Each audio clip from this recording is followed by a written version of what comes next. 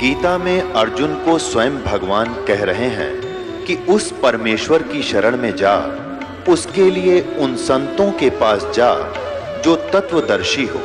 इसी प्रकार हजरत मोहम्मद को उनका अल्लाह कह रहा है कि कोई और पूर्ण परमात्मा है, उसको पाने के लिए उन तत्वदर्शी संत की तलाश कर।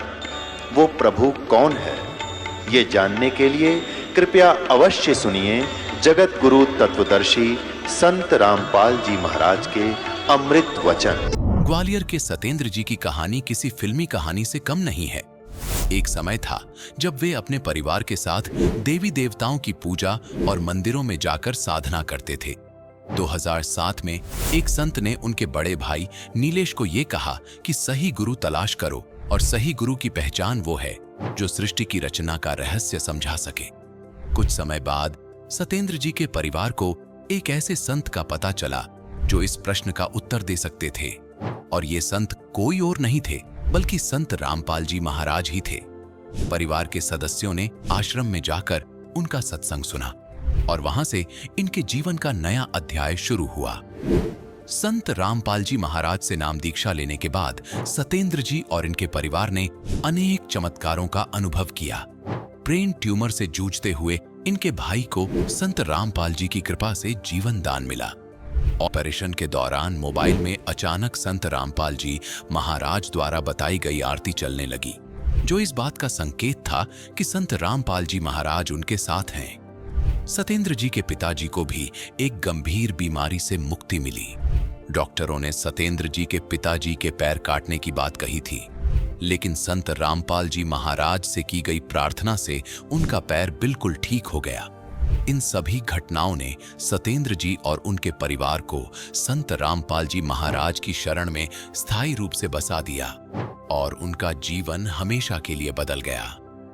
दर्शकों, अब आइए सुनते हैं सतेंद्र जी के जीवन परिवर्तन की कहानी उन्हीं की जुबानी। नमस्कार सर। नमस्कार सर, क्या नाम है आपका? सत्येंद्र सिंह नरवरिया, ग्वालियर मध्य प्रदेश। सर, संत रामपाल जी महाराज से नाम दीक्षा लेने से पहले आप क्या भक्ति साधनाएं करते थे? संत रामपाल जी महाराज की शरण में आने से पहले हम देवी देवताओं की भक्ति करना और जैसे मंदिरों में जाना, यही साधना करते थे जो हमारी परंपरा में चली आ रही थी। आपको संत रामपाल जी महाराज के बारे में कहाँ से जानकारी मिली? एक बार क्या हुआ सन 2007 में कि हमारे यहाँ पे भागवत हुआ था। तो भागवत होने के बाद एक कोई संत मिले, हमारे भैया थे नीलेश दास, वो बड़े हैं हमसे। तो उनको जैसे ही वो भागवत का जब भोग पड़ा, उसके बाद एक संत मिला, उन्होंने वो सेवा किया करते थे संतों की।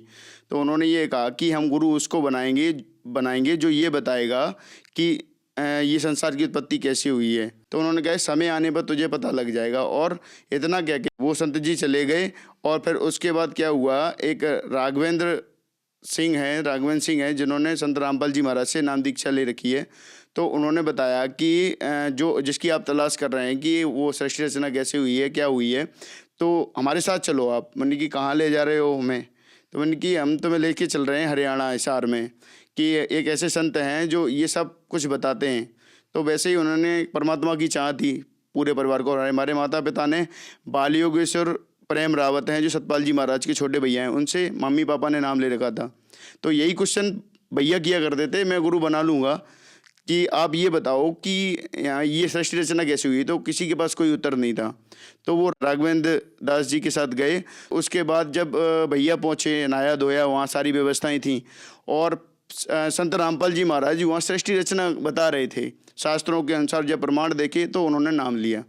और ऐसे ही फिर उसके बाद सारा परिवार धीरे धीरे करके 27 दिसंबर 2008 को मैंने नाम प्राप्त किया। सर, संत रामपाल जी महाराज के अनुयायी बताते हैं कि उनको संत रामपाल जी महाराज से नाम दीक्षा लेने के बाद बहुत सारे लाभ प्राप्त होते हैं। तो क्या संत रामपाल जी महाराज से नाम दीक्षा लेने के बाद आपको भी कोई लाभ प्राप्त हुए? हमारे परिवार को और जितने भी हमारे परिवार के सदस्य हैं, सबको संत रामपाल जी महाराज सब ने नाम ले रखा है और सबको कोई ना कोई लाभ अवश्य हुआ है। जैसे हमें स्नोफीलिया था पहले, तो हम एक स्नोफीलिया होता है यहाँ फेफड़ों लंग्स में यहाँ दर्द करते हैं। तो हम एक इंजेक्शन रोज लगवाया करते थे। ठीक है, तो संत रामपाल जी महाराज से नाम लिया, फिर प्रार्थना की, तो उस दिन के बाद हमने कोई इंजेक्शन नहीं लगवाया। और एक हम सारा परिवार, हम भिंड से, हमारा ग्वालियर रहते हैं हम लोग, तो भिंड से ग्वालियर हम उसमें आ रहे थे कार में, तो जेसीबी आ रही थी इस साइड में, और जेसीबी से हमारी गाड़ी ऐसे निकल गई, हमें पता ही नहीं चला। जैसे 3 टाइम की आरती देते हैं संत रामपाल जी महाराज, सुबह की, दोपहर की और शाम की। तो अश्वत्थ के अंदर रेमेडी करते हुए आ रहे थे, तो इतनी सी जगह में परमात्मा ने गाड़ी निकाल दी, संत रामपाल जी महाराज ने गाड़ी निकाल दी, और हम लोग बिल्कुल सेफ बचा दिया। और परमात्मा ने वहाँ, हमें ख़त्म हो जाना था। सत्संग में संत रामपाल जी महाराज बताते हैं कि जैसे कोई अगर आने वाले समय में कोई पाप कर्म भारी हो तो उसको हल्का करके टाल देते हैं। ऐसा ही हुआ सन 2008 में हमारे भैया ने नाम लिया। ठीक है, नाम लेने के बाद भक्ति करते रहे। 2011 में कोई पाप कर्म उनका आया तो उनको ब्रेन ट्यूमर हो गया। तो ब्रेन ट्यूमर होने के बाद यहाँ ग्वालियर में दिखाया विद्या हेल्थ इमेजिंग पे, तो वहाँ पॉजिटिव पाया। तो फिर विश्वास नहीं हुआ, तो फिर उनके चलो यहाँ नहीं तो पहले गुरुजी पे चलते हैं। तो जब संत रामपाल जी महाराज पे गए तो वहाँ तो गुरुजी ने से संत रामपाल जी महाराज से प्रार्थना लगाई। संत रामपाल जी महाराज ने बोला कि चेकअप कराओ, तो वहाँ ब्रेन ट्यूमर कैंसर पाया गया। तो फिर बोला कि संत रामपाल जी महाराज से प्रार्थना लगाई कि संत रामपाल जी महाराज बोले कि बेटा ऑपरेशन करा लो, परमात्मा आपके साथ रहेगा। ठीक है, तो फिर आ गए हम लोग। फिर पैसे की व्यवस्था नहीं थी, 6-7 लाख रुपए खर्च होने थे। तो संत रामपाल जी महाराज ने कहा कि जा बेटा तू घर जा, तेरी पैसे की व्यवस्था मिलेगी। ऐसे ही अब जब हमने किसी को बताया नहीं तो रिश्तेदार पैसे लेके आ गए घर पे। ठीक है, जैसे ही पैसे लेके आ गए फिर दिल्ली गए, तो गुरुजी ने तो आदेश दे ही रखा था कि संत रामपाल जी महाराज साथ रहेंगे, संत रामपाल जी महाराज। तो फिर हुआ क्या, तो जैसे ही वो ऑपरेशन थिएटर में गए, तैसे ही जैसे मोबाइल रखा होता है तो ऑटोमेटिकली उस मोबाइल से जैसे ही ऑपरेशन थिएटर में अंदर गए, तैसे ही मोबाइल में अपने आप आरती स्टार्ट हो गई। तो हमें विश्वास हुआ कि संत रामपाल जी महाराज आ चुके हैं। फिर ऑपरेशन हुआ, ऑपरेशन सक्सेस हो गया। अब संत रामपाल जी महाराज कहते हैं कि जैसे किसी के मस्तक में सूली होती है तो वो कांटों में टल जाती है। जब भैया हमारे दिल्ली से पारस हॉस्पिटल गुड़गांव में पड़ता है, वहाँ से ऑपरेशन करा के लौटे तो उनकी और ज़्यादा तबीयत खराब हो गई। मेरे भैया की इतनी तबीयत खराब हो गई थी कि उनको यम के दूत दिखने लगे। तो यम के दूत दिखने लगे तो अब इतने में हुआ क्या कि हमारे आंखों में भी आंसू थे कि हम वहीं बैठे थे और हमारी भाभी हैं तो वो भी वहीं बैठी थी। ऐसे ही संत रामपाल जी महाराज तुरंत वहाँ आ गए। तो और हमारे भैया को दिख रहे थे लेकिन हमें नहीं दिख रहे थे। तो यम के दूत बोलने लगे, बाहर खड़े थे, कि बोलने लगे कि हम इसको लेकर जाएंगे। संत रामपाल जी महाराज बोले कि नहीं, आप इसको नहीं ले जा सकते, हमने इसकी उम्र बढ़ा दी है। तो उसके बाद 10 मिनट हुआ ही होगा कि 10 मिनट में वो फिर एकदम से स्वस्थ होकर बैठ गए, लाओ खाना लाओ। 10 मिनट के पहले वो बिल्कुल कुछ भी नहीं खा रहे थे, भाभी ने थोड़ी नमकीन दी, वो भी नहीं खा रहे थे। और 10 मिनट बाद जो मैंने ये संकल्प लिया तो उसके बाद तुरंत उठ के वो बोलने लगे कि रोटी लाओ।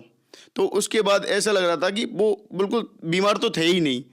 तो ये चमत्कार, ये सबसे बड़ा चमत्कार हमारे यहाँ हुआ। 2011 के बाद जब ऑपरेट करवाया, ये ऑपरेशन हुआ ब्रेन ट्यूमर कैंसर का, उसके बाद ये पूर्णतः स्वस्थ हैं। उसके बाद उनको कोई समस्या नहीं है। और आप प्रमाण के लिए देखना चाहें तो ये रिपोर्टें हैं जो मैं साथ में लेकर आया हूँ, तो आप देख सकते हैं। प्रमाण के लिए आप देखिए कि ये रिपोर्ट है जिसमें दिखा रहा है कि इसमें ये उनका ब्रेन ट्यूमर है और ये पारस हॉस्पिटल का है, ये गुड़गांव में है जो, और ये रिपोर्ट है उनकी।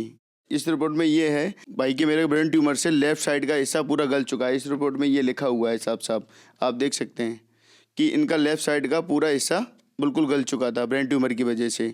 और ये लास्ट स्टेज था, डॉक्टरों ने मना कर दिया था। जो संत रामपाल जी महाराज की दया से आज हमारे भाई बिल्कुल स्वस्थ हैं, ये आप देख सकते हैं। और इसके साथ साथ ये रिपोर्ट है ये एक्सरे की, इसमें ये लेफ़्ट साइड का जो हिस्सा है जो रिपोर्ट में भी दिया है, ये एक्सरे में भी दिया है, ये सारा गल चुका था।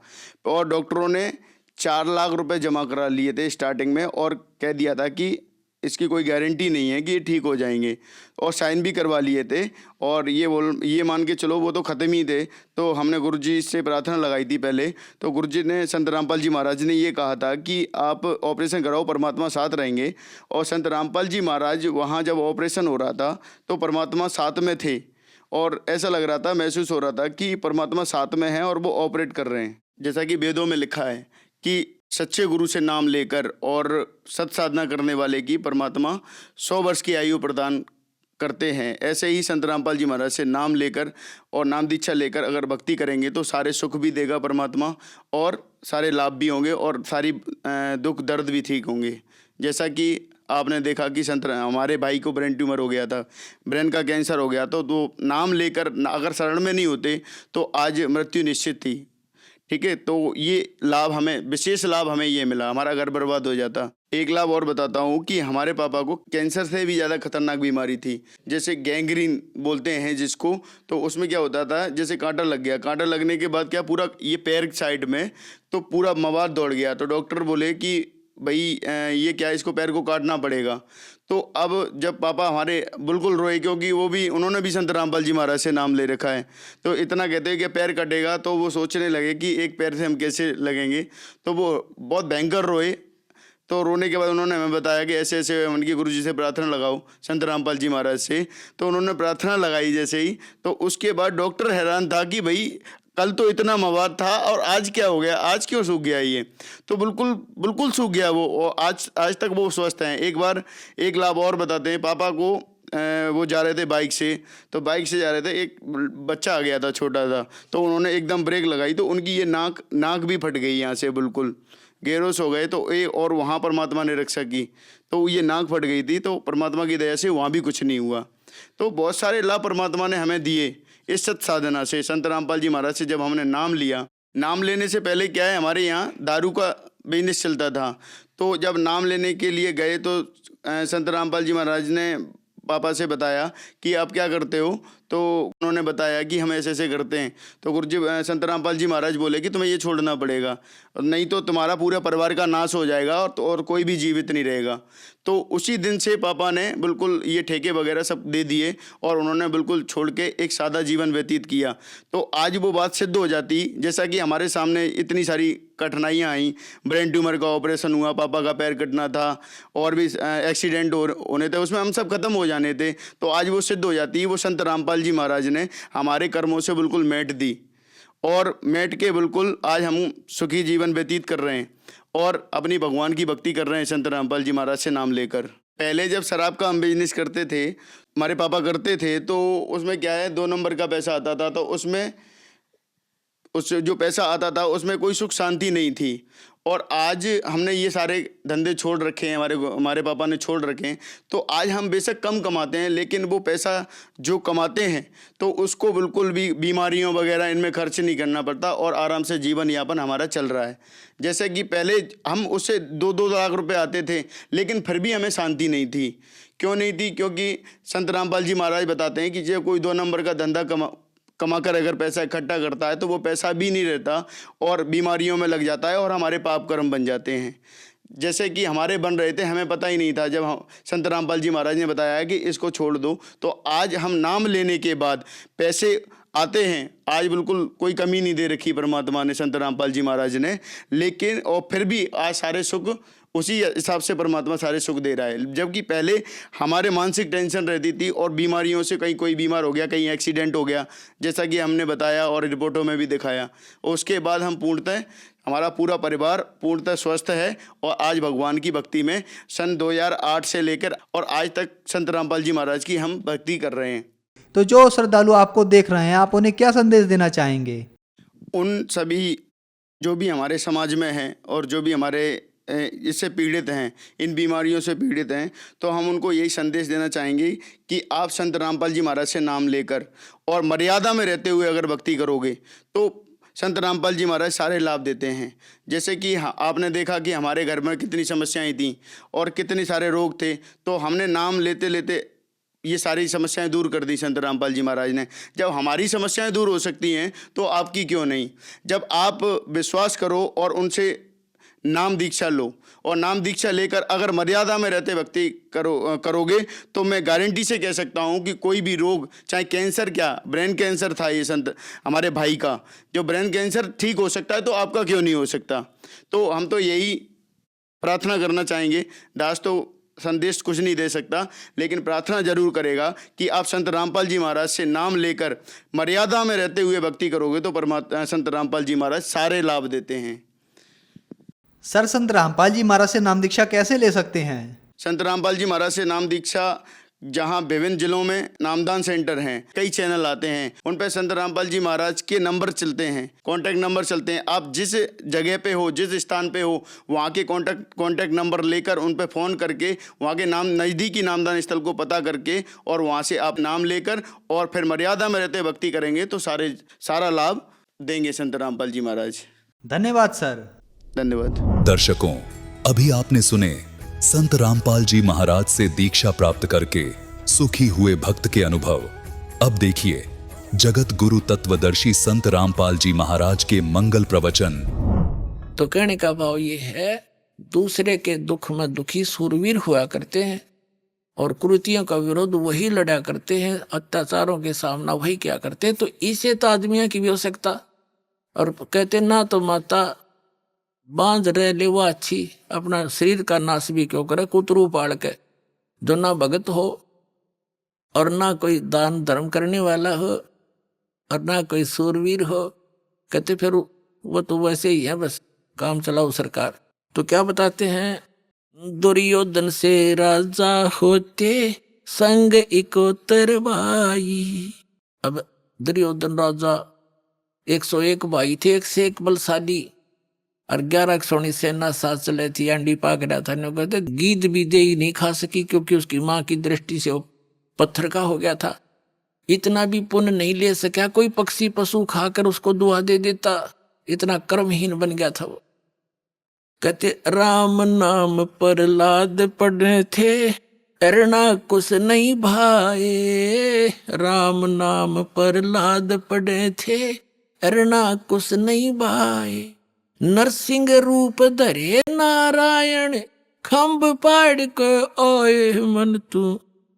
सुख के सागर बस रे भाई और न ऐसा यस रे। उन आत्माओं जो अमर कथाएं हैं वो आप तक पहुंची ही नहीं है। ध्रुव और प्रहलाद की ही एक साख लेकर भगवान आपको भक्ति बताना चाहा है, क्योंकि आप इनको मुक्त मानते रहे हो। वैसे ना ध्रुव पार हुआ है ना प्रहलाद पार हुआ है। पार होने का तो टाइम में ईब आया है, चौथा युग में, और ईब सारे पार हो गए, सत साधना होगी और आपका मोक्ष होगा, आपका परिवार भी सुखी रख लेगा। फिर क्या बताते हैं, नामदेव नाम निरंजन राते, जाकी छान छवाई। एक पलक में देवल फेरा, वह मृतक गौ जवाई। वन तू सुख के सागर बस रे भाई और न ऐसा यस रे।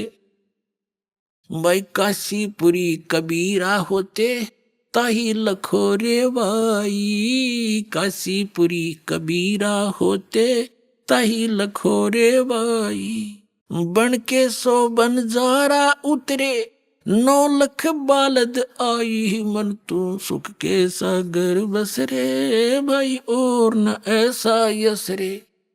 भाई कनक जनेऊ कंद दिखाया, भक्ति करी रविदासा। कनक जनेऊ, कनक माने सोने का, स्वर्ण का। कनक जनेऊ कंद दिखाया, भक्ति करी रविदासा। दास गरीब कौन गत पावे, वो मगर मुक्ति बिलासा। मन तू सुख के सागर बस रे भाई और न ऐसा यस रे। कहते इन संसारिक अन्य जो राज पद को प्राप्त करके तुम यश प्राप्त करना चाहते हो, यो यश भी यूजलेस है।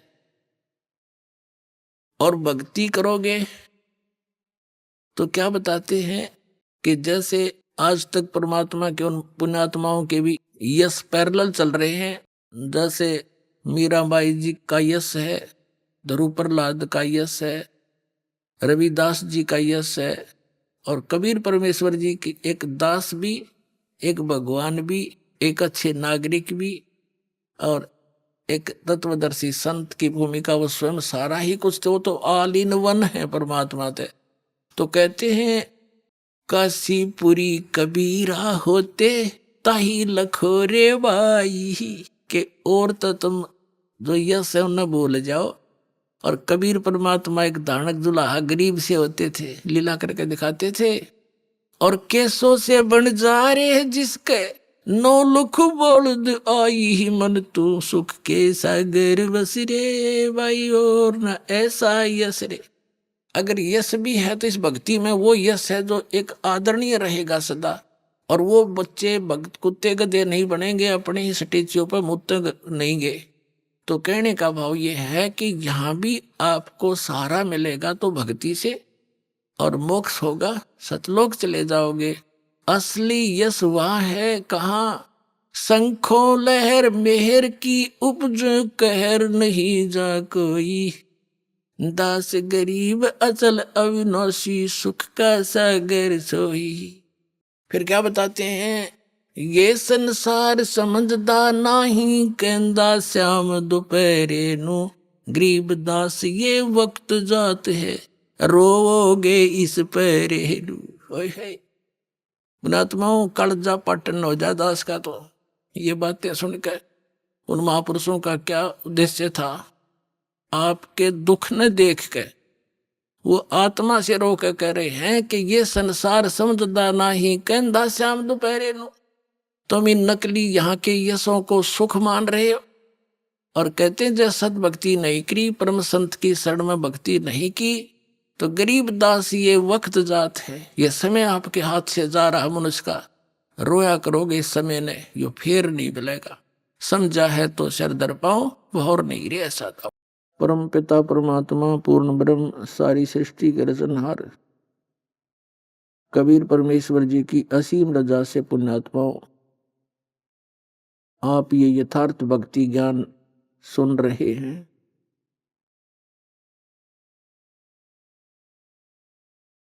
ना जाने कौन से युगों युगों के आप जी के पुण्य संस्कार आपके साथ जुड़े हुए हैं, जिस कारण से आप जी को मानव शरीर उस समय में मिला हुआ है जो समय परमात्मा ने पहले निर्धारित किया हुआ था। कलयुग का ये 5500 वर्ष जब बीत जाएगा, उस समय परमात्मा ने कहा था कि सभी पुण्यात्माओं को सत भक्ति का संदेश देकर संपूर्ण अध्यात्म साधना का मार्ग बता करके पूर्ण मोक्ष प्राप्त कराएंगे। तो वो समय अब आ चुका है। कलयुग 5500 वर्ष बीत चुका है। परमात्मा का वो ठीक का समय, निर्धारित समय आ चुका है। तो आपकी बहुत ही प्रबल किस्मत है, बहुत पुण्यकर्मी प्राणी हो आप जी को अब मानव शरीर प्राप्त है, स्त्री या पुरुष का। पुण्यात्माओं थोड़ी सी सतर्कता बरतना और जरा सा विवेक से काम लेना, अब के आपका युगों युगों का ये झंझट मिट जाएगा, असंख्य जन्मों का।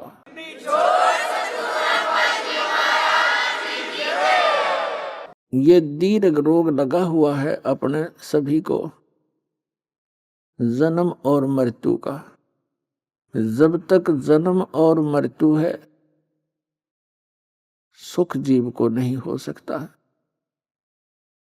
आप देखते हो जिनके संतान नहीं है वो संतान की ही कामना करते रहते हैं, और जिनके संतान है वो अपने बच्चों में कितना प्यार से रह रहे हैं।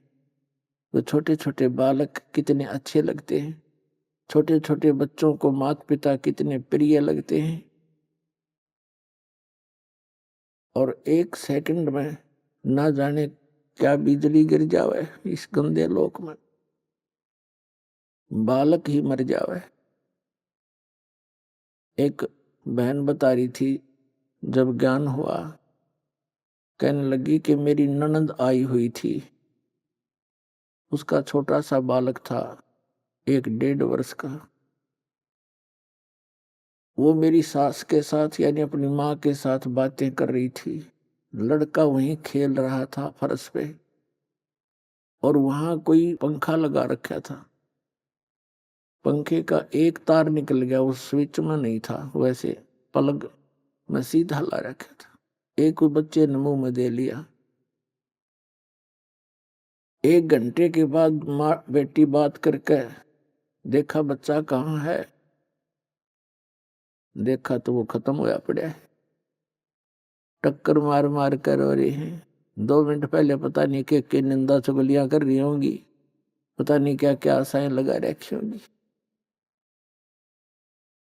पुण्यात्माओं, आप बालक हो बिल्कुल, चाहे यहाँ राष्ट्रपति बना हो कोई, चाहे प्रधानमंत्री हो सारी पृथ्वी का, जब तक इस ज्ञान को नहीं समझेगा वो इंसान वाला कर्म नहीं कर रहा और ना कर सकता। और इस ज्ञान को समझने के लिए थोड़ा सा धैर्य रखना पड़ेगा आपने। जो भी आज तक हमने ज्ञान सुना है वो कोरा अज्ञान है, दंत कथा सुन रखी है।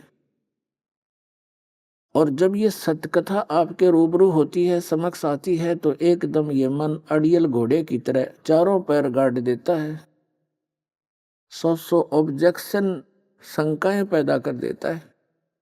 करने दो, सुनते रहो। इस सुनते रहने से ये ऑब्जेक्शन, ये सभी शंकाएं आपकी समाप्त हो जाएंगी। इसके लिए आप जी ने समय निकालना पड़ेगा। कहते जिन हर जैसा सुमरिया, ताको तैसा लाभ, उस प्यास न भाग ही, जब लग दसे न आब।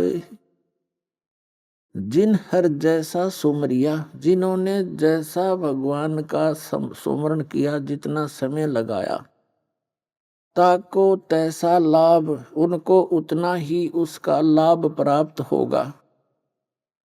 और कहते हैं परमात्मा कबीर जी कि ओसा प्यास न भाग ही, ओस के चाटने से प्यास समाप्त नहीं हो सकती जब तक धसे न आब, यानी जब तक गट गट 2 गिलास पानी नहीं पीवा आदमी, प्यास ना बुझ जाए ओस चाटने तक। तो एक काम चलाओ उसी भक्ति करने से, ये तो ओस चाटने वाली बात है। तो इसके लिए गट गट गिलास पीने के लिए आप जी ने समय निकालना पड़ेगा। और कौन सा समय निकालें? जैसे आपके पास बहुत समय है जिसको हम दुरुपयोग करते रहे, जैसे 8 घंटे ड्यूटी देते हैं, ये तो कर्मचारी अधिकारियों के लिए समझ लो। उसके बाद आपके पास 16 घंटे शेष हैं, 6 घंटे सोने के ला लो, फिर भी 10 बच गए। और 10 में नहाने धोने में ला लो, 2-3 घंटे खाने में लगा लो, फिर भी आपके पास 7-8 घंटे शेष बच जाते हैं। उनको, उनमें से 1-2 घंटा भी आप भगवान के लिए दे दोगे इस दिनचर्या में, बेड़ा पार हो जाए, घने की भी जरूरत ना है।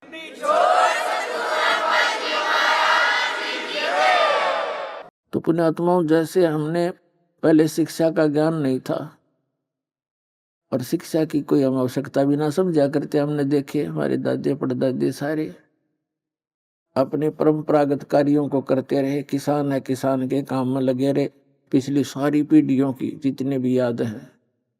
मजदूर है, मजदूर वाली पीढ़ी अपने कर्म में लग गए। कुम्हार है, अपने बच्चों को वही ट्रेनिंग दे करके आगे काम लगा देता था। और वो अच्छा था, वो बहुत बेस्ट था, बेईमाना नहीं था, अपनी मेहनत मजदूरी से करके रोटी खाया करते थे, पाप के भागी कम बढ़िया करते। और अब हम माया पुजारी हो गए, दो अक्षर सीख के अफलातून पाक के अहंकार का अंत नहीं किसी अधिकारी ने देख ले, छोटे से छोटे कर्मचारी से बात कर ले, क्यों टाइम पर टूक मिल गया, 2 पैसे की नौकरी मिल गई, ना भगवान की जरूरत और ना कोई डर रहा किसी का। और फिर अगले जन्म में क्या बनेगा, कुत्ता बने, सिर में कीड़े पड़ेंगे, खाज लगेगी, गड़ी में बैठा टुकड़े की चिंता न्यारी। तो ये दुख नहीं दिखता उस प्राणी को, उस दुख को दिखाने के लिए, याद दिलाने के लिए ये सत्संग किए जाते हैं। सत्संग वो होता है जिसमें केवल सत्य हो, असत्य का समावेश ना हो। और सत्य केवल परमात्मा ही बता सकता है, दूसरा सत्य बोल ही नहीं सकता, बता ही नहीं सकता। तो वो परमात्मा कौन है जो सत्य बोलता है, वो सत्य साहिब है। तो वो सत्य साहिब कौन है, वो कबीर साहिब है, जो काशी में इस कलयुग के अंदर, बनारस के अंदर, भारतवर्ष की पावन धरती पर 120 वर्ष रहे, एक जुलाहे का काम किया करते थे और अपनी मेहनत मजदूरी करके, अपना निर्वाह करके एक लीला किया करते थे कि बच्चों, यहाँ पर घनी शानो शौकत की आवश्यकता नहीं है, या घने धन के और कोठियां के चक्कर में पड़कर अपना जीवन नाश नहीं करना चाहिए। सब ब्रह्मांडों का दाता, सबका सृजनहार, सबका संचालक और समर्थ परमात्मा आकर के हमारे लिए एक झोंपड़ी में रहकर 120 वर्ष टाइम पास कर गया। वो ये बताना चाहते थे कि कोई नो सोचे कि ऊंची जाति वाले भक्ति कराया करें, राजा के घर पैदा हो ये भगवान हो सके, जैसे राम और कृष्ण। उन्होंने सारी फड़क काट रखी हमारी। वो केवल एक सबसे निर्धन व्यक्ति का रोल कराया करते भगवान। हमें परमात्मा पर दृढ़ करना चाहते थे, वो चाहते हैं, आज भी चाहते हैं। जब तक तुम अपने सांसारिक लोगों पर आश्रय रखते हो, उन पर आस रखते हो कोई अन्य वस्तु की प्राप्ति के लिए, तो वो तो जो मनुष्य है मानव सत्र का ही आपको लाभ दे सकता है, और परमात्मा सारे लाभ देता है। तो परमात्मा कबीर जी चाहते थे कि आप जी भगवान पर आश्रित हों। और ये संसारिक जो चोचले हैं इनसे कुछ उल्टे हटो। तो प्रसंग चल रहा था कि अब शिक्षा प्राप्त करके हम बेईमान और हो गए, चतुरता आ गई हमारे अंदर, एक शिष्टाचार खत्म हो गया। तो कहने का भाव ये है कि जो हम इस क्रिया को करते आ रहे हैं, हम उसी को फाइनल मान लिया था, हमें कोई यादें नहीं आवे थी कि और भी काम है इस मनुष्य जीवन का। कहते सतगुरु आए दया करी, ऐसे दीन दयाले, बंदी छोड़ वृद्ध तास का, जठरग्नि प्रतिपाले। कहते हैं सतगुरु आए दया करी, ऐसे दीन दयाल। आत्मा को जब ये ज्ञान होता है ना, फिर यह तड़प उठती है, एक बता कि क्या काम हम कर रहे थे, करना क्या चाहिए था हमने। उसके लिए परमात्मा से फिर कैसी पुकार करती है।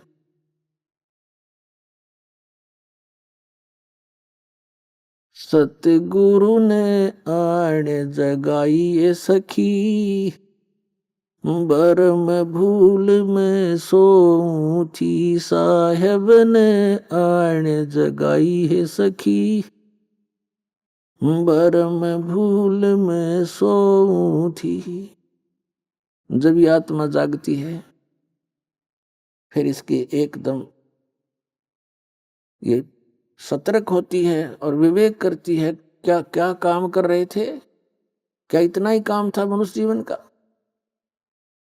तो पुण्यात्माओं, इस गोल्डन चांस को अब चूक मत जाना।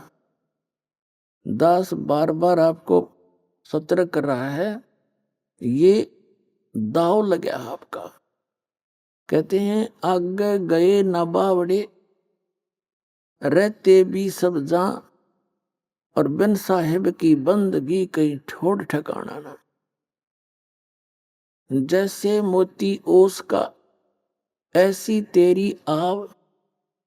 और गरीबदास कहते हैं महाराज जी, गरीबदास कर बंदगी, भाई बोहर नहीं ऐसा दाव। ये दाव है आपका, एक मौका लग गया है असंख्य जन्मों के उपरांत। और पुण्यात्मा, समझदार व्यक्ति, परमात्मा ने पहले शिक्षा दी है, इसे कुछ चतुरता ही है। इस चतुरता का ही दुरुपयोग ना करके सदुपयोग करें। आज इतने इंटेलिजेंट है मानव, कोई एडवोकेट बना है, कोई जज बना है, कोई इंजीनियरिंग कर रहा है, कोई डॉक्टर बन गया है, और कंप्यूटर तक की खोज कर ली। तो परमात्मा ने आपको यो माइंड दिया है, और हमारा उद्देश्य क्या है, इस पर भी थोड़ा सा ध्यान दो। आज आपने बालक पढ़ा दिया, बेटा या बेटी, अच्छी पोस्ट मिल गई। एक बता रहा था मेरा रिश्तेदार का, वो भी अच्छी पोस्ट थी उसकी, उसका पुत्र एसडीएम सेलेक्ट हो गया, ब्याह की तैयारी थी, और वो अपने मित्रों को इनवाइट करने के लिए जा रहा था। दुर्घटना होगी, नई कार खरीद रखी थी, दुर्घटना में वह कार भी गई, इकलौता पुत्र भी गया। अपने आत्माओं, आप बहुत गहराई से सोचो, तो 10 बार आपको ये आपके ऊपर से जो मैल हटा रहा है, आपकी बुद्धि इतनी दब चुकी है, इसको इतना ज्ञान देकर मुश्किल से उबारा जाता है। अभी आपने सुने संत रामपाल जी महाराज के मंगल प्रवचन। आइए अब सुनते हैं संत रामपाल जी महाराज जी से नाम दीक्षा लेकर सतभक्ति करके अद्भुत लाभ प्राप्त करने वाले अनुयायियों के विचार। दर्शकों, ये कहानी है भारतीय सेना के पूर्व सैनिक रमेश कुमार जी की, जो बवाना दिल्ली के रहने वाले हैं। अपने जीवन में हर देवी देवता की पूजा अर्चना के बावजूद भी रमेश कुमार जी भूत प्रेत की बाधाओं से पीड़ित थे। परंतु ऐसा क्या हुआ जो इस भारतीय सेना के पूर्व सैनिक को संत रामपाल जी महाराज जी से नाम दीक्षा लेकर उनकी शरण में आना पड़ा? क्या नाम दीक्षा लेने के बाद इनकी भूत प्रेत की बाधा समाप्त हो पाई? आइए सुनते हैं रमेश कुमार जी की कहानी, इन्हीं की जुबानी। सर नमस्कार। नमस्कार जी। सर क्या नाम है आपका? रमेश कुमार जावला। रमेश कुमार जी, कहाँ से आए हैं आप? मैं दिल्ली बवाना से आया हूँ जी। सर क्या करते हैं आप? मैं एक्स आर्मी हूँ, सुविधा से रिटायर्ड हूँ, और 30 साल नौकरी करके कार्यरत करके अपने घर पे अभी नेक्स्ट जॉब कर रहा हूँ, जो बुराड़ी में है अभी, वहाँ पे मैं एज ए इंस्पेक्टर नौकरी करता हूँ। रमेश कुमार जी, एक बात आपसे जानना चाहेंगे कि संत रामपाल जी महाराज जी से नाम दीक्षा लेने से पहले आप क्या भक्ति साधनाएं करते थे?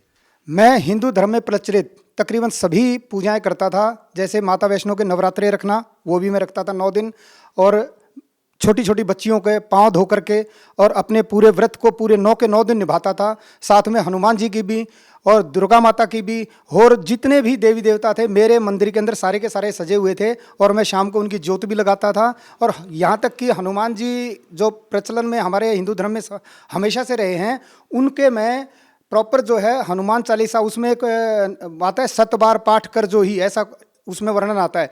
तो मैं 7 बार भी जो है एक दिन में उसका जो है पाठ किया करता था श्री हनुमान जी का।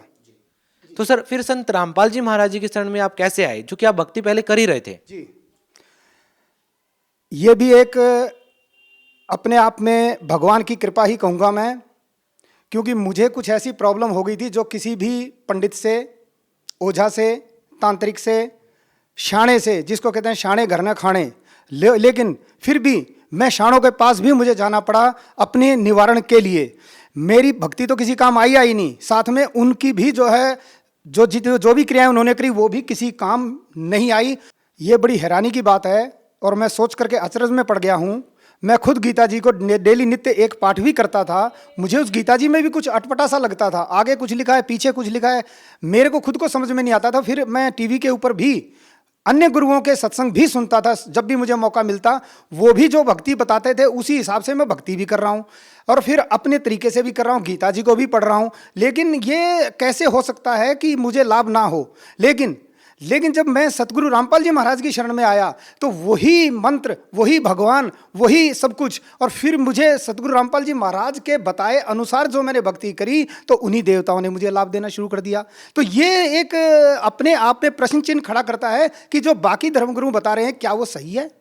क्या उस अनुसार आपको लाभ हो सकता है? जी नहीं। जो मैंने अनुभव किया उस अनुसार आपको लाभ नहीं हो सकता जब तक आप उन्हीं देवी देवताओं का सच्चे तरीके से, यानी कि जैसे पवित्र गीता जी को हम पढ़ पढ़ के हमारे को बताया जाता है, हमारी बहन बेटियों को भी नचवाया जाता है वहाँ पर, जबकि नाचने का ऐसा कोई प्रावधान कहीं पर भी नहीं लिखा है, लेकिन फिर भी उन्हें नचवाया जाता है। जबकि पवित्र गीता जी के 16वें अध्याय के 23वें श्लोक में स्पष्ट लिखा है कि शस्त्र विधि को त्याग कर जो मनमाना आचरण करते, ना तो उनकी गति होती, ना उनको कोई सुख होता, ना उनका कुछ भी नहीं होता, और हमारे से वही करवाया जा रहा है।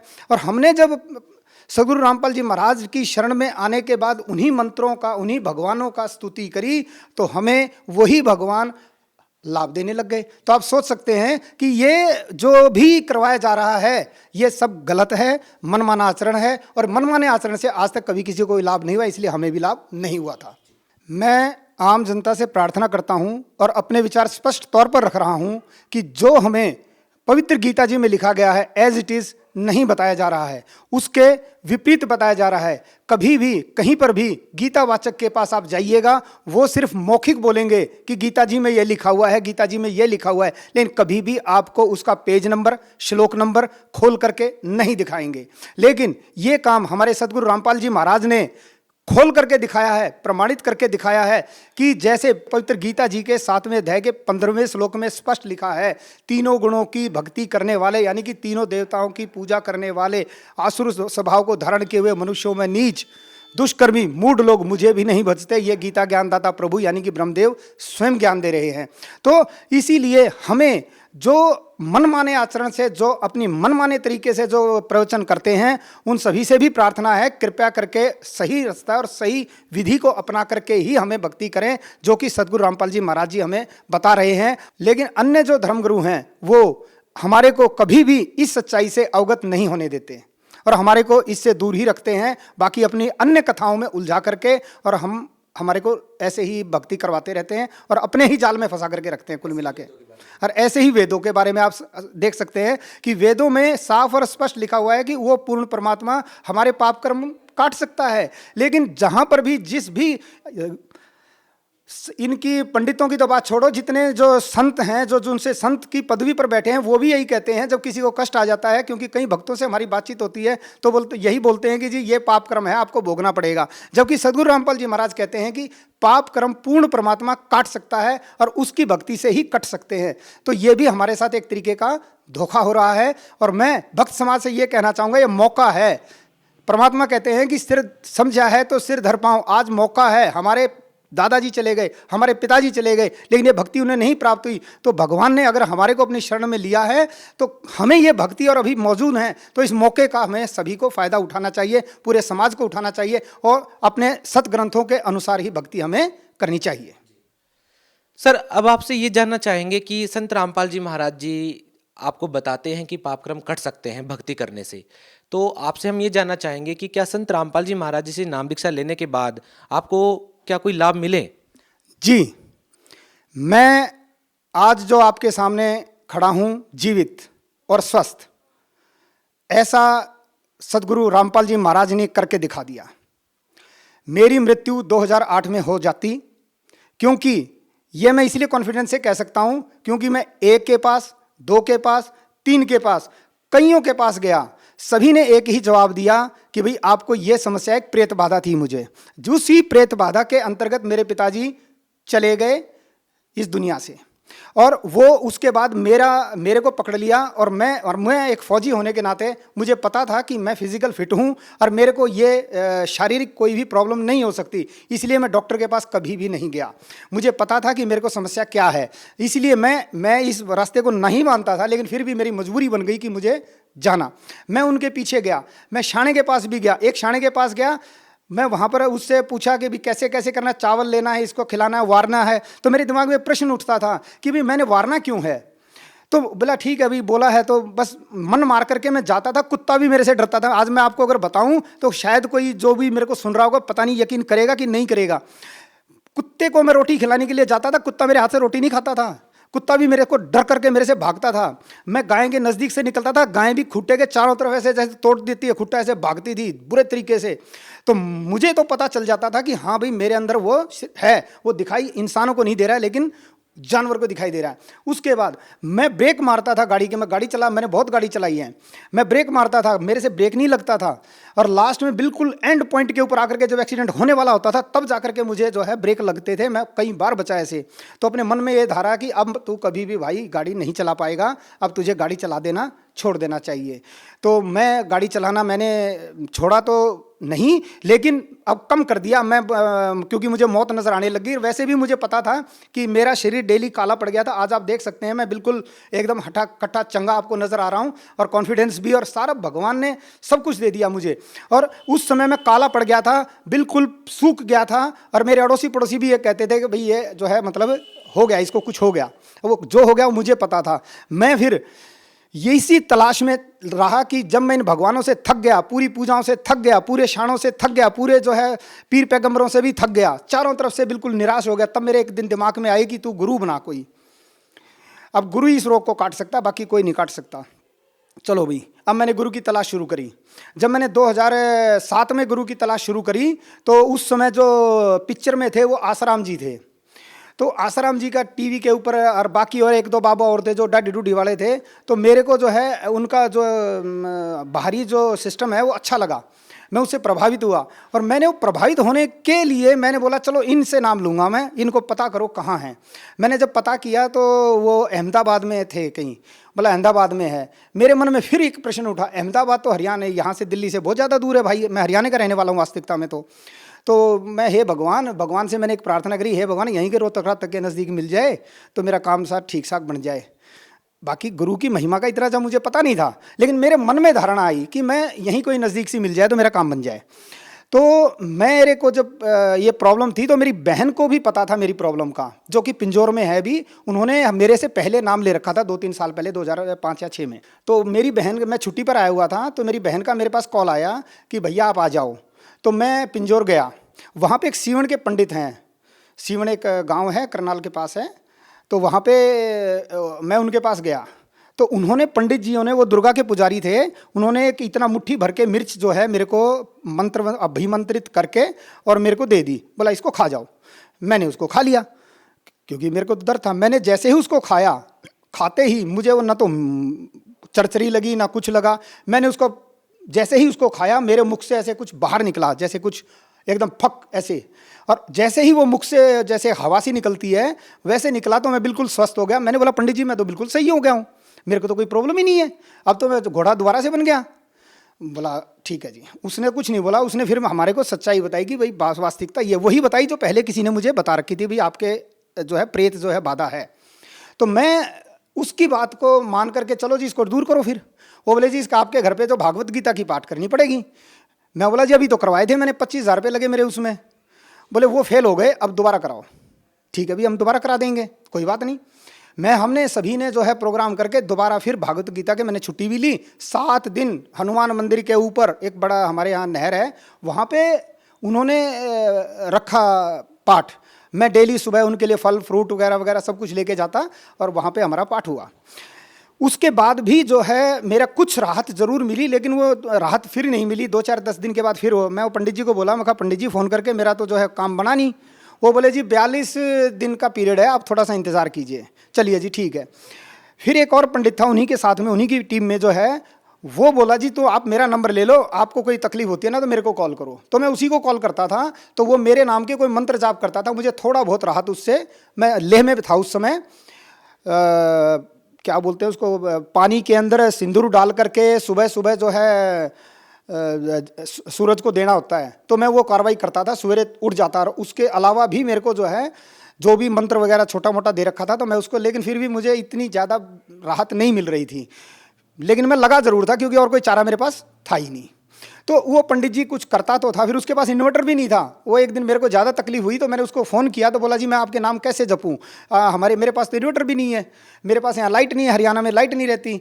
मैंने उसको 6,000 रुपये के करीब जो है इन्वर्टर के भी पैसे दिए, उसके अकाउंट में डाले कि भी ठीक है अभी आप 6,000 रुपये ले इन्वर्टर खरीद, लेकिन मेरे नाम का जाप कर। तो उसने जाप किया, तो फिर भी वो जो है राहत कंप्लीट ना ही मिली। इसी दौरान फिर मेरे बहन का कॉल आया जो कि मैंने आपको बताया, और मैंने फिर बहन ने क्या किया, मुझे एक परमेश्वर का सार संदेश है, इतनी मोटी किताब है परमात्मा की, सदगुरु रामपाल जी महाराज के द्वारा लिखित जो है, और उसके ऊपर कुछ भी मूल्य नहीं था, सिर्फ यही था कि पढ़ो और पढ़ाओ, और कोई मूल्य नहीं था। और उस पुस्तक को मैं लेकर के मैं उस समय जोधपुर में था पोस्टिंग, तो मैं वहाँ पर लेकर के उसको गया। मैंने भी पढ़ा और साथ में अपनी माताजी को भी पढ़ाता था मैं उसको। तो मैंने उसको पढ़ करके जब उसको पढ़ा, सारे को देखा, मैं बोला हाँ ये बाबा जी जो है ना, गुरु जी काम करेगा, ये ठीक है। मेरे मन में बार बार ये उठता था, हाँ ये जब जो ब्रह्मा विष्णु महेश की भी रेल बना दे, मैं कहा ये पक्का जो है कुछ ना कुछ कर सकता है, इसमें ताकत तो है। मतलब उस समय मैं सच्चाई जानता नहीं था, लेकिन इसीलिए यही भाव मेरे उत्पन्न होते थे। तो मैं अपना ठीक है भाई, मैंने माता जी को बोला भाई ऐसे ऐसे जाना है। तो मेरे को बहन ने बताया कि भाई भैया जी गुरुदेव जो हैं मई में आएंगे। मैं बोला ठीक है तब ले लेंगे नाम। तो मैं जून में गया, जून में जाकर के कबीर साहिब जयंती के ऊपर मैंने परमात्मा से, गुरुजी से, सदगुरु रामपाल जी महाराज जी से नाम दीक्षा प्राप्त की। उसके बाद नाम दीक्षा लेकर के मैं वापस अपने घर चला गया। जब मैं वापस अपने घर चला गया तो मेरे को 15 दिन तो रही जी राहत। 16वें दिन मेरे को, या 15 या 16वें दिन होगा, ऐसे ही है, एक्यूरेट नहीं, 15-16वें दिन के बाद मेरे पेट में वही दर्द और वही समस्या दोबारा हुई। तो मैं ये सोचने लग गया कि हे भगवान, गुरुजी की सामने टीवी के पर संध्या आरती चल रही थी, ड्यूटी पे मुझे जाना था, मैं अपनी ड्रेस पहन करके ड्यूटी के लिए तैयार था, भोजन सामने रखा हुआ था, भोजन प्रसाद में ले रहा था, और गुरुजी की साथ में जो है संध्या आरती भी चल रही थी। मैं रो भी रहा था, खा भी रहा था, गुरुदेव को भी याद कर रहा था, हे बंदी छोड़ सदगुरु रामपाल जी महाराज को मैं याद कर रहा था। हे भगवान ये क्या है, अगर ये रोग आपसे भी दूर नहीं हुआ ना, अब ये पृथ्वी पे किसी से भी दूर नहीं होने वाला। लेकिन हाँ, हे बंदी छोड़, हे भगवान, हे सदगुरु रामपाल जी महाराज, अगर मर जाऊंगा कोई दिक्कत नहीं है, मरना तो है ही एक दिन हमने, लेकिन ये दुख जरूर रहेगा कि हे बंदी छोड़ आपका साथ मुझे बहुत कम मिला, हे सदगुरु रामपाल जी महाराज आपका साथ मुझे कम मिला। बस इतना मैं अपने मन ही मन में भाव बना रहा था।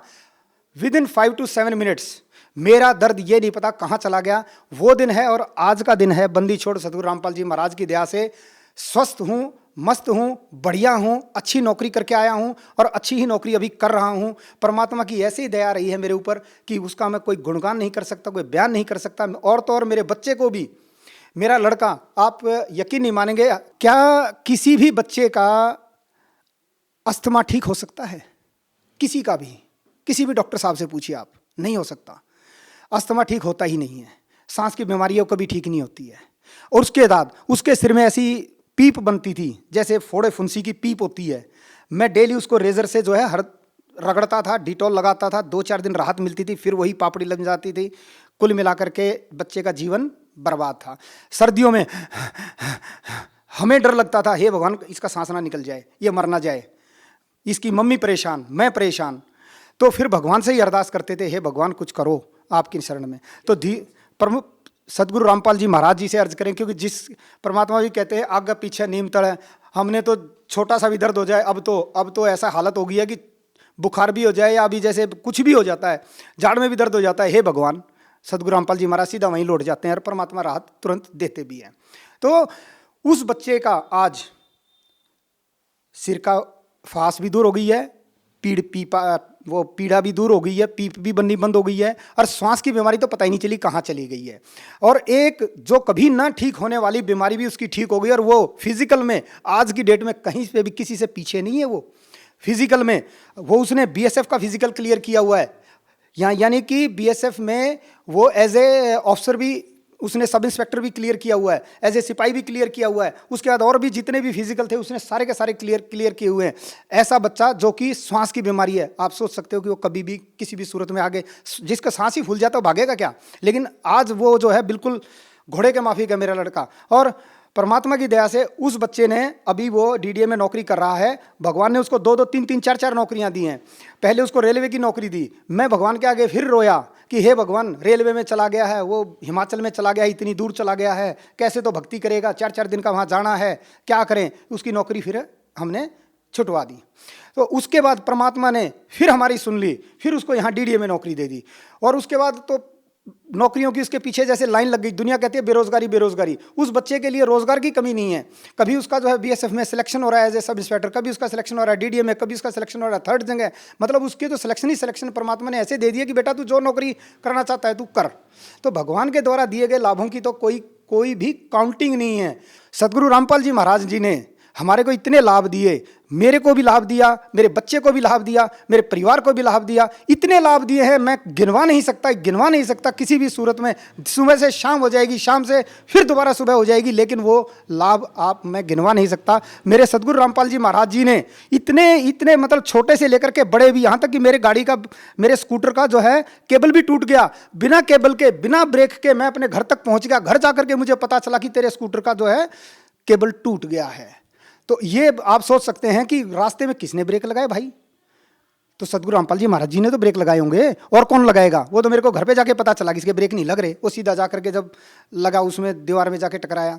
तो बाकी तो जितने गुरु हैं भाई, ये जो हैं हमारे को खाने हैं। जैसे एक शाना है, शाने के पास जब मैं गया था, वो बोलता है जी आपकी तनख्वाह कितनी है? मेरा दिमाग वहीं खराब हो गया। ये मेरी तनख्वाह पूछ रहा है, इसका मतलब कि ये तो मेरा पूरा महीने का बजट बना लेगा ना भैया ना। मैं फिर दोबारा उस शाने के पास गया ही नहीं। मैं बोला मरना मंजूर है, लेकिन इसके पास जाना मंजूर नहीं है।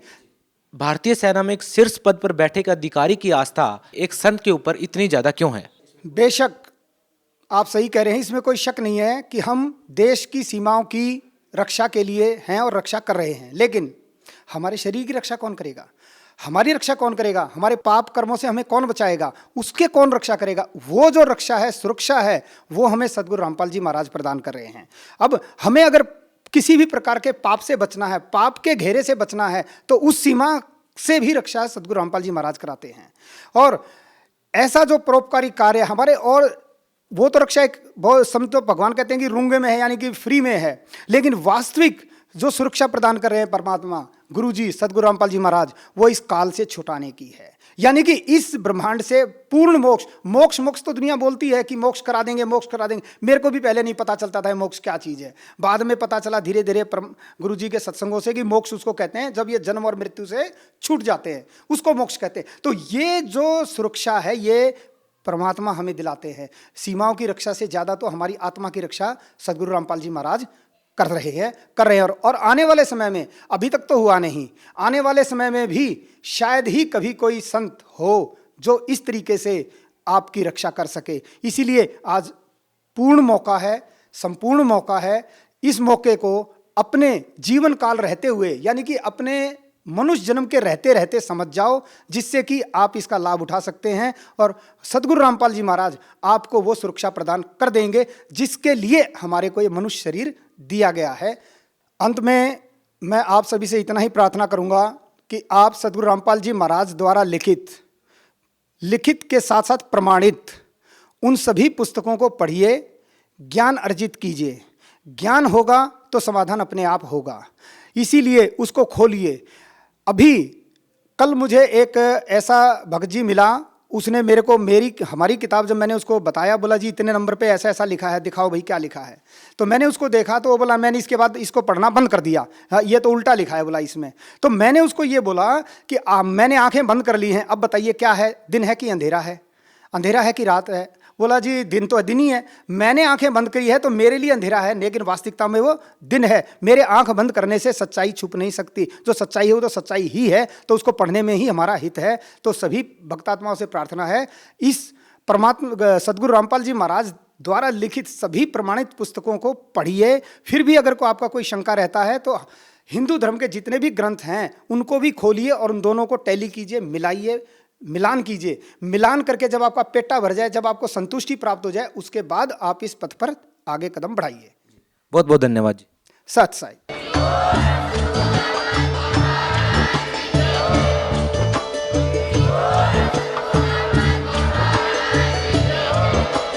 आप सुन रहे थे जगत गुरु तत्वदर्शी संत रामपाल जी महाराज जी के मंगल प्रवचन। अधिक जानकारी के लिए विजिट कीजिए हमारी वेबसाइट www.jagatgururampalji.org। संत रामपाल जी महाराज जी के शुभ आशीर्वाद से पूरे विश्व भर में 500 से भी ज्यादा नाम दीक्षा केंद्र हैं, जिन पर संत रामपाल जी महाराज जी द्वारा ऑनलाइन निशुल्क नाम दीक्षा दी जा रही है। अपने नजदीकी नाम दीक्षा केंद्र का पता करने के लिए संपर्क करें 8222880541।